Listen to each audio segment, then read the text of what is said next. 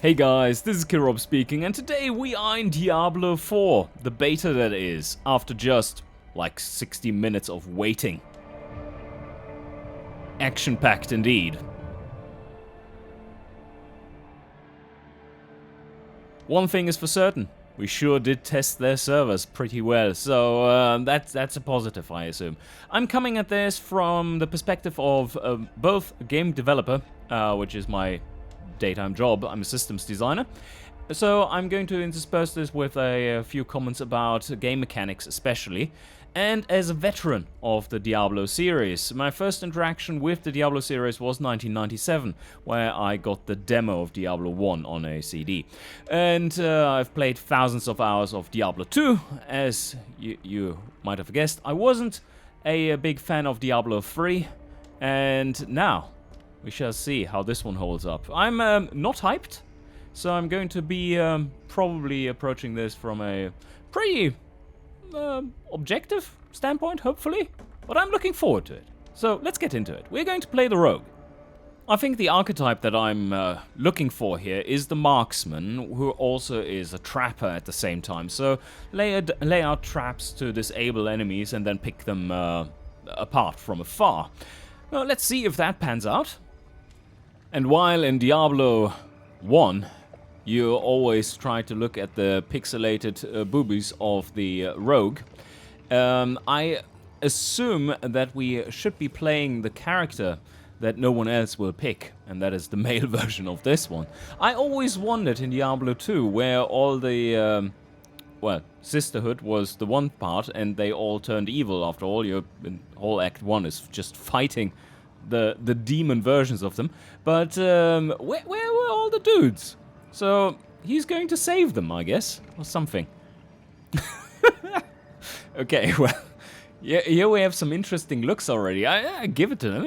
It's an actually interesting look. That's like going from some industrial metal kind of look to much more emo to fresh out of the grave. It's good. Character editor. Let me come up with something here. I think the stupidest thing you could have in combat is earrings. Also hair, not the best choice there, really. It's one of those things. Why do cyclists shave their legs? Well, not only for aerodynamics, but because when they fall and they scrape their legs off, or the skin off, and they are all bleeding, you don't want to have all the hair clot into that. I think that might be the same in Diablo. So let's make him rather boring and actually practical. Ah, the beautiful simplicity of it. Alright, let's come up with a name. That's always the hardest part in any RPG, isn't it? Oh, interesting. You can't actually have a normal name, as in first name and surname. It's only allowed to have one. So we call him Drayton, because that's a standard name. That's cool that they have this onboarding feature here. It's quite smart to do, because there are always so many new people coming to it. Or those filthy casuals who don't know what they're doing. I think they mean new to Diablo, as in the series. And I want to explore myself. Thank you very much. That is, I think that's half of the fun. And we're going for the veteran difficulty level, World Tier 2. I assume that makes the start especially a little harder, so that it's not boring to just one-shot every enemy. Although I have, from the little that I've seen of Diablo 4, enemies on average have more health now, so it will be interesting. Let's see how this goes. Ah, okay, cool. So we can rotate him around and stuff, looking snazzy. And this is something that they were talking about, that your character actually appears in pretty nicely rendered out cutscenes. It's in-game, showing the prowess of the engine really, but it is featuring your custom character. Really cool. Poor little horsey. Needs to die. We all know this one already from the early trailers, don't we? Or the recent ones at least. So, yeah, let's get into it. And off into the world we go. So, first question here. Evade? Do we have running on off? Is that a thing? No. Okay. always runs. So that's certainly not a mechanic they took from Diablo 2, where running basically nullified all your defense. Ah, and that is cool. We have an evade, and that one goes to mouse pointer, it seems like. Let's see if we can just roll back. Yep, okay. Goes towards the mouse pointer, spacebar, and then we only have one healing. It's kind of simplified a little bit compared to Diablo 2. That's nice. Yep, sounds good to me. Let's investigate everything. Oh, danger ahead.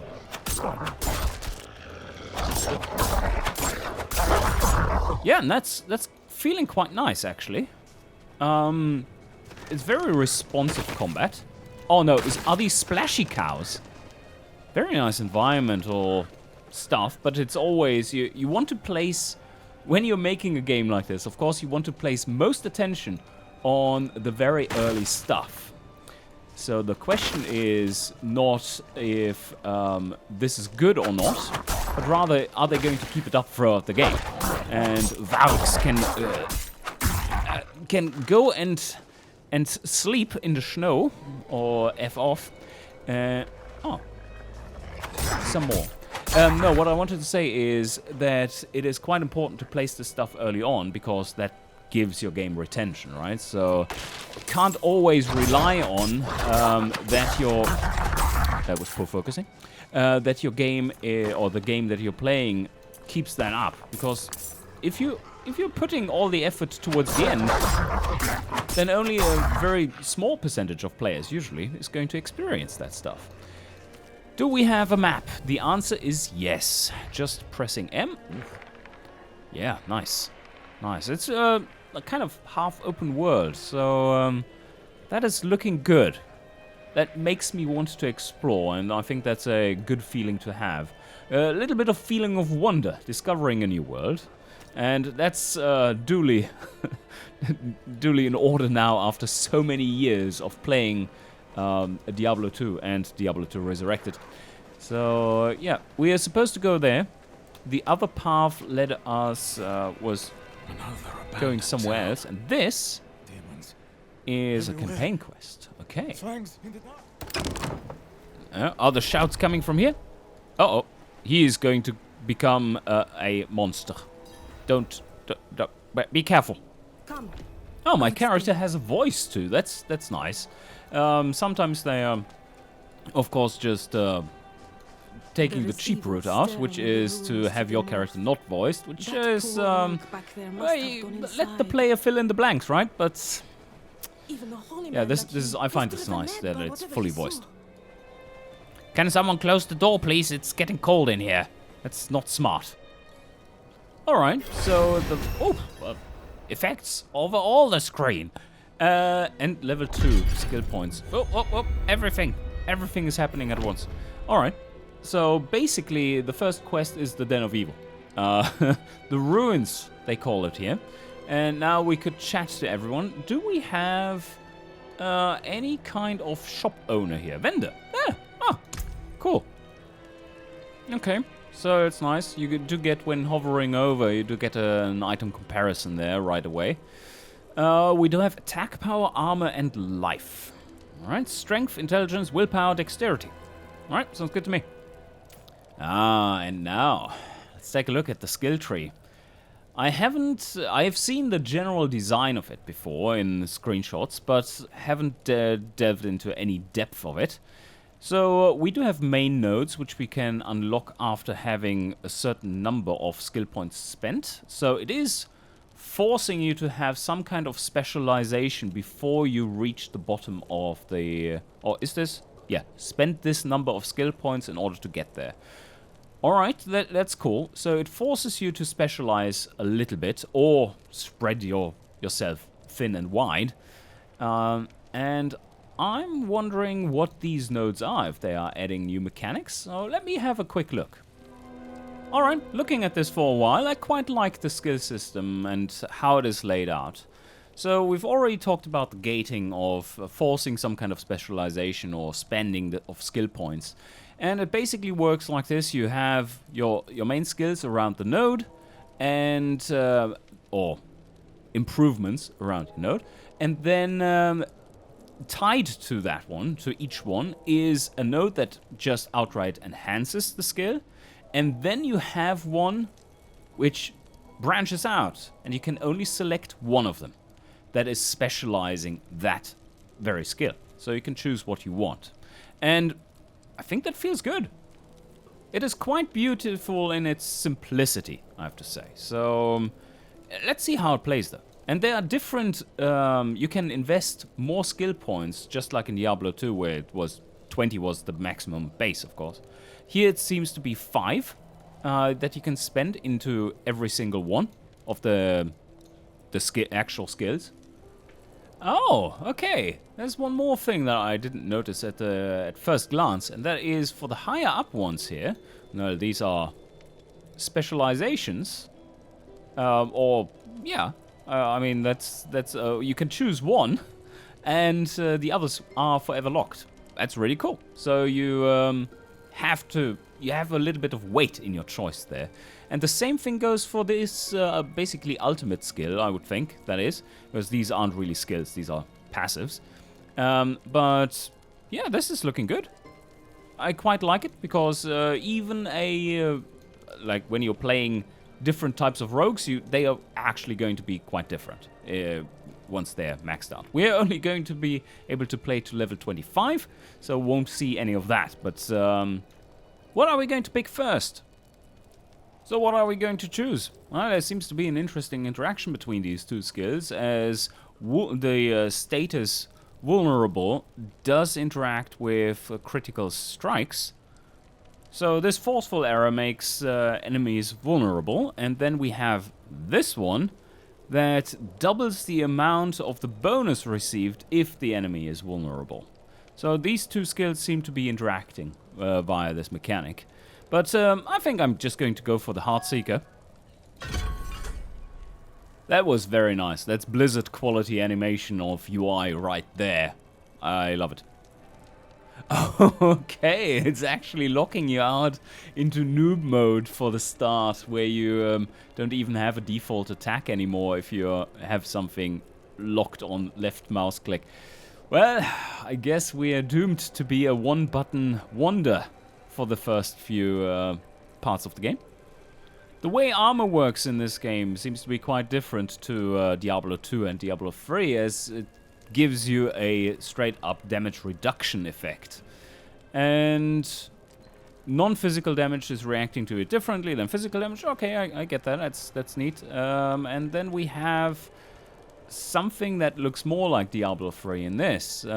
So we do get various effects from having stat points in the 4 main stats. We shall investigate what that does later on, I assume. So, let's get going. One thing, this feels very close in, camera-wise. A little bit like Path of Exile, which I actually don't like due to the camera perspective being very close in. But let's see if that stays this way, or if it zooms out again once we fight. I think it was further away before, right? Okay, it's automatically switched to my different weapon there. Okay, that's fine. This doesn't take any energy, as long as we don't aim at an enemy, at least, or don't connect with an enemy. Let's see if there are massive treasures hidden in the first nook. No, the answer is no, but wargs don't have a chance against us. Oh, we found a beautiful legendary item right from the get-go. They're called hide pants. They like to hide. And my hide pants are vastly inferior than these. So, there you go. Oh, that's a bear. That's a big bear. Ah! Go away. Okay. Skeletons? Why be there skeletons? Well, they're quite easy to deal with. But, there was one more. Somewhere. Deer. Hunt deer. No, don't destroy everything. Just hunt the damn deer. Alright, what is this? Hand wrap. Oh, deer. Deer alert. Okay. Hand wraps, we don't have any, so that's a straight up upgrade. And let's take a look at weapons. So they do have base damage and an attack speed. And that is giving you the straight up damage per second calculation. Do I like that? I mean, it's pretty clear. So, yeah. Very modern way of doing that. Oh, okay. Also, a nice little thing here is that damage to distant enemies is boosted by ranged weapons. So, if you're in close quarters, you're not going to be dealing quite as much damage. Level 3. And, oh, we killed something over there. Oh, bastards, go away. Hey, why was that one hitting me? I was like way far away there. Alright, what is this? Well, it either disappeared or I picked it up. No idea. Probably disappeared while I was thinking about it for way too long. So I assume those are potion charges. Something like that. Ah, there's another one. So let's try Q. And... ah, yeah, okay. Now we're up to 4 out of 4 again. So potion charges, that was correct.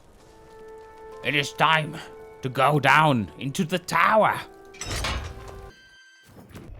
Abandoned halls, and we just fade in the middle of the room. Is that how you enter buildings in this place? And oh, yes, we did have another level up. So let's take a look at this. Can we actually go into that one? Oh, we could also already go towards the specialization, if I see that right. Ooh, okay. I don't like how weak this feels in this instance. Look at this. So, dealing 8 damage, and then next rank, dealing 9 damage. Is that a meaningful upgrade at this moment? When, yeah, I mean, it's probably around 10-ish%.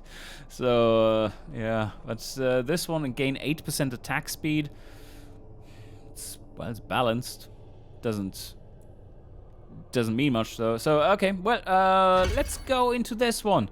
And now we have unlocked more core skills. Oh, I see what they did there. Okay, so basic skills are free. That's cool. And then you have core skills, spend resources to deliver powerful attacks. So well, these go into your mana, basically, or whatever resource you have there, energy for the rogue. But now, let's continue on. Destroy everything! It's empty down here. There are no enemies. I don't know... what? Another simple bow. I don't know what they were talking about. These look quite unstable. Why are there demons everywhere? They said. Oh. Why is this one so much better than my simple bow?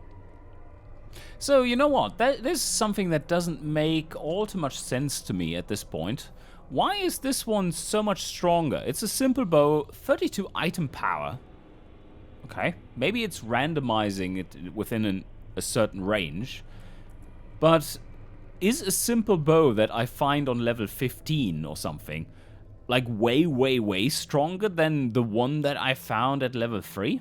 If that is so, then I don't quite enjoy that, but let's see if that actually pans out to be that way. For now, this simple bow is just better than this simple bow. And, oh, that's not what I wanted to do. I don't want to join clans. But space this one. Junk.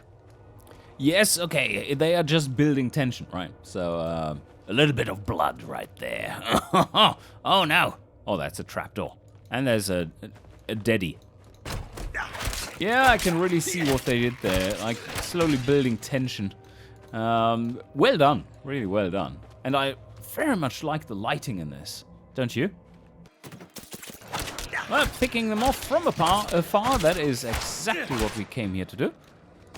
We are finding a lot of these charges at the moment. I think we got hit once so far, and I found 3 or 4 of these already.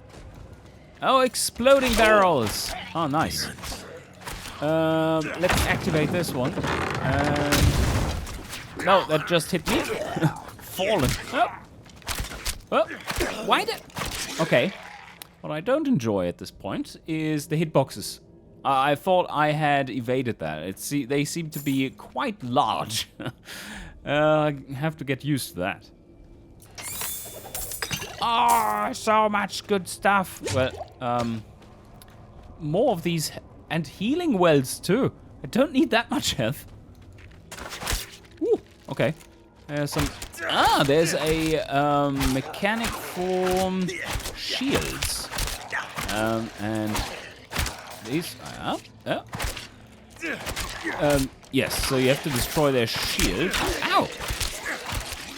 You have to destroy their shield before you can actually nudge their health pool. I wonder if there's probably some mechanic for like crushing or something that removes the shield right away with the first hit. So, yeah, okay. Level 4. So it seems like the way to escape these hitbox things. Let's see. Oh, we just killed him, all right. Okay. The large hitboxes is that you're supposed to be using the evade. No, that was bad timing though. Let's see again. Let's see. Can I do that? Yeah, okay. So then I don't get hit. More time. Okay. Also. Oh. Okay, my stats just automatically improve. Do I like that? Not really.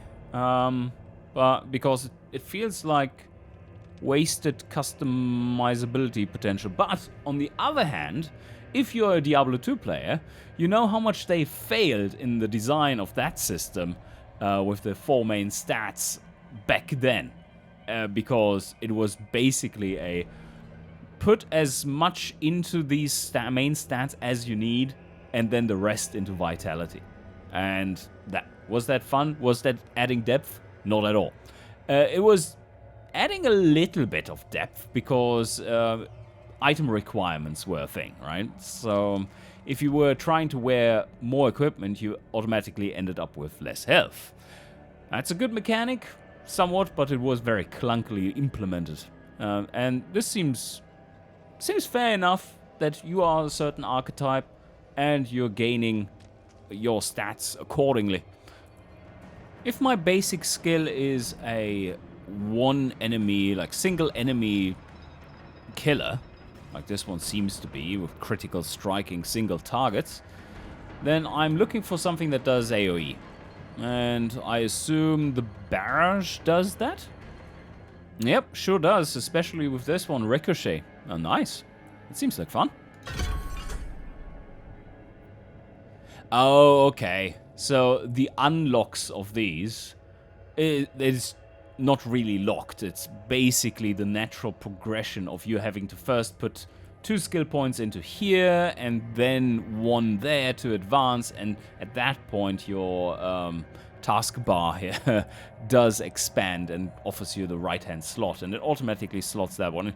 Smart design in terms of tutorial. And yeah, that's looking pretty cool. It does take a lot of energy. It is rapidly refilling.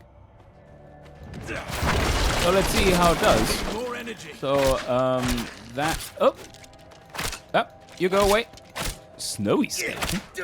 Okay. That one has certainly a lot more in terms of health. Ow! Okay, that was stupid that I did not dodge there. Oh, we found our first magic item. Uh-oh. Uh-oh. Okay. So why do I say uh-oh? Well, you see this? We do have willpower 11. And this item adds 5 willpower just for having braces. Magic gloves.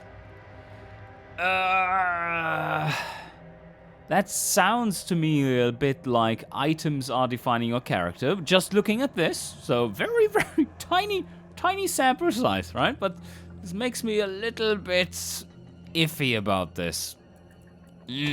Okay, doesn't feel quite right. Oh, there they continue. Ow, ow, ow, ow, up. Let's take them apart from afar. There's Archer guy. Up. Just jump away. Okay. Are they coming? Yep. Okay. Got it. Again, like dropping loads of health and us not using it. It's not because I'm very skilled, is it? It's just because the start is easy. And of course you need to make the start easy to, again, retention. And what did we just talk about? One thing that I'm noticing running around here is that we don't find that many items. There's certainly not item spam going on. And that seems fine so far. It's not a negative. Oh, we have made our way through the entire abandoned halls now. Yeah, okay. Well, let's move on to the next area. Hell-touched corridors. Oh, yes. That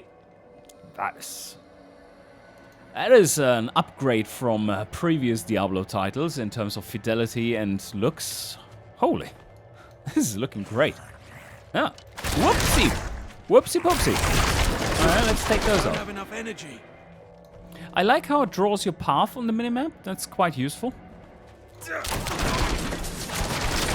And what I really don't like is how difficult it is to see other areas. Like, why don't I see that? Like, why is the enemy hidden there? I should be seeing any enemy that is here. This should not be obscuring my view here. Oh, is this an arena? No.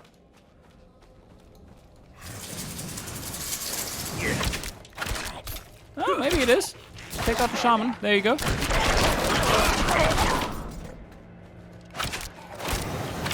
Whoa. Okay. Telegraphing. Oh. Let's. Ow. More time. Yeah, so they are telegraphing with their attacks. I was completely focused on not getting hit too much by this dude. Fury Fallen. Yeah, it seems to be having some nice enemy variety at least. Ah, damn shamans. Come on, kill him. There you go. Oh, an armor rack. How classic. Hide glass. very, very much not the armor that we were looking for. Oh, okay, that is certainly looking like a boss chamber, isn't it? So, who are you? That's a summoning circle with something that has gone a little bit wrong. Slightly worrying. Okay. There is a big one there. Whoa. Ow. Oh. Okay. That's not nice. It's not nice of you. Whoop. Ah, okay. Okay, there's some small ones coming. Summoning those. Oh. Oh, okay. Ow! What? I don't like the hitboxes. Like I said, I'm more used to Diablo 2. Whoop. Whoop. Okay. Dodge that one. Got to time it right, it seems. And there are some potion charges. Woo. Okay. I'm getting more and more used to more and more used to the dodge, though. That's such a new mechanic compared to what was. I need more time. Not more time and more skill. What was common in Diablo 2. So, okay. Seems pretty much half dead already. Take out these guys. He's jumping up. Yeah, okay. Yeah, it's looking quite good. Just pick one of these up. Whoop! Yeah, okay, I think I've pretty much got it, he says when he gets smacked in the face. Whoop! I'm not ready. Ow! Ow!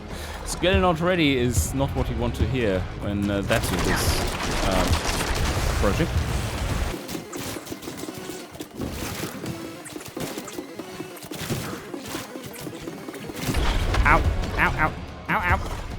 Well, he is dead quite soon.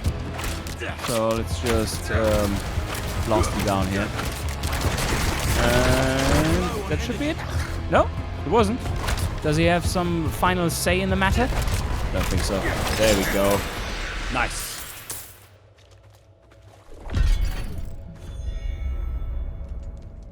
Okay, something to interact with. I assume that just crashes everything in the summoning circle. What is this? Well, just a quest marker. All right, let's pull this thing. I assume that's what I'm here for. Yeah, cutscene it comes. Oh no, just climbing out. Oh, a little anticlimactic there. They still have that damn door open. And warming themselves at the fire like, oh, why is it so cold? Oh. Maybe they deserve the demons that are haunting them. But The old ruins are clear. cutscene. Your town should be. That is suspect playing skills right there on very old and probably shoddy instruments, and that is not a good sign. Oh, he passed out. Constitution, not high enough. Oh, such a nice twist to it all. Yeah, that's pretty good. Oh, yes. Dark twist. Nice. Oh, bonk. There you go. Oh. Okay, they are a little aggressive. Oh. Oh. I'm not ready yet. Yeah, come on. The whole damn village is attacking us, yes. That's fine though, as you see. Oh, there. You are trying to shoot us. It was just all a ruse, wasn't it? And there's the chapel key. I really quite like how it is proper dark. This is not Diablo 3. Haha. Little funny demons, but this is actually quite dark and brutal. So I think this is a good spot to end the first episode of this. So far, positive impressions, and I hope they continue. All right, hope you enjoyed, and I shall see you guys next time.